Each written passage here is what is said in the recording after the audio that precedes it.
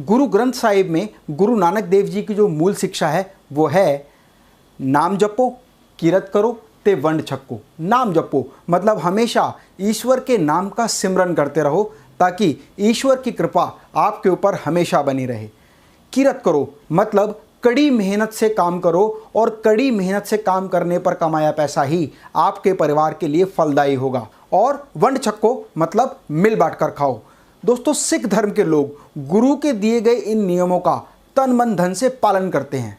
दोस्तों, Canada, America, England, New Zealand और Australia की गवर्नमेंट ने सिख समुदाय को उनके द्वारा किए गए कार्यों के लिए हमेशा सम्मानित किया है। दोस्तों, सिख हमेशा संकट आने से पहले तैयार रहते हैं और सिख धर्म में ये कहा जाता है एकता, समानता और सेवा का भाव रखो। और सिख धर्म हमेशा एक बात समझाता है कि जुल्म करना पाप है, वैसे ही जुल्म सहना उससे भी बड़ा पाप है। सिख धर्म में हर पुरुष सिंह होता है और हर महिला कौर होती है। और आपने देश की आज़ादी में सिख धर्म के लोगों के द्वारा दी गई शहादत के बारे में बहुत पढ़ा होगा। आज मैं आपको सिख धर्म की देश परस्ती के बारे में एक बात बताने जा रहा हूं जो अपने आप में बहुत अनोखी है। ये बात है सन 1962 की। और सन 1962 के समय के एक इतिहासकार जिनका नाम एम राजीव लोचन है, उन्होंने एक अपने आर्टिकल में, जो आर्टिकल इंडियन एक्सप्रेस में पब्लिश हुआ था, उसमें एक बहुत बड़ा खुलासा किया। लंबे संघर्ष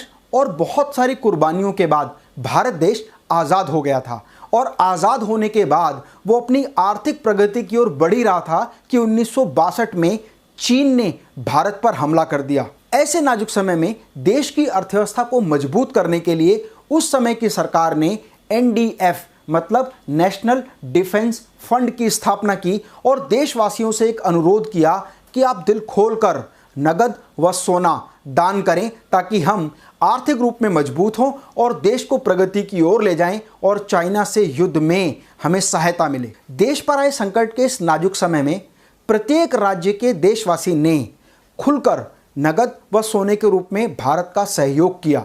और उस समय सिख समुदाय और पंजाब के लोगों द्वारा दिए गए योगदान को देखकर पूरा भारत दंग रह गया। NDF यानी नेशनल डिफेंस फंड के आंकड़ों के अनुसार 28 नवंबर 1962 को पूरे भारतवर्ष से जो कलेक्शन आया वो 8 करोड़ रुपए का था। और उस 8 करोड़ की राशि में 46% का जो रिवेन्यू रिसीव हुआ वो केवल पंजाब और सिख समुदाय से हुआ। मतलब 8 करोड़ में से 3.68 करोड़ रुपीस केवल पंजाब और सिख समुदाय ने दिए। पूरे देश से जो गोल्ड योगदान के रूप में प्राप्त हुआ था वो 257 किलो 32 ग्राम था, जिनमें से अकेले पंजाब ने 252 किलो सोना, गहने और वो गोल्ड मेडल जो महाराजा रंजीत सिंह के शासनकाल में लोगों ने जीते थे वो भी शामिल थे, जिनकी गिनती 12,000 थी।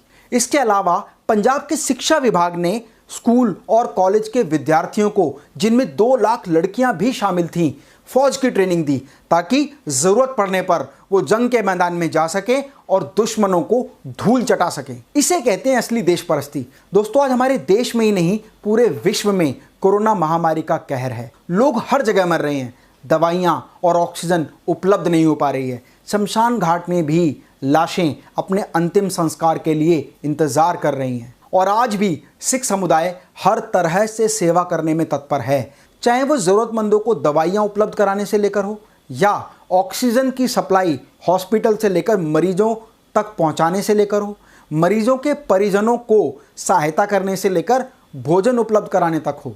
सिख समुदाय हर तरह से तत्पर है और निडर होकर उनकी सेवा में सबसे आगे खड़ा है। इसीलिए कहते हैं गुरु गोविंद सिंह जी के बंदे अपनी जान की परवाह किए बिना सदियों से मानवता की सेवा करते आए हैं, करते हैं और करते रहेंगे। गुरु नानक देव जी की मूल शिक्षा का अनुसरण सिख समुदाय का हर व्यक्ति कर रहा है।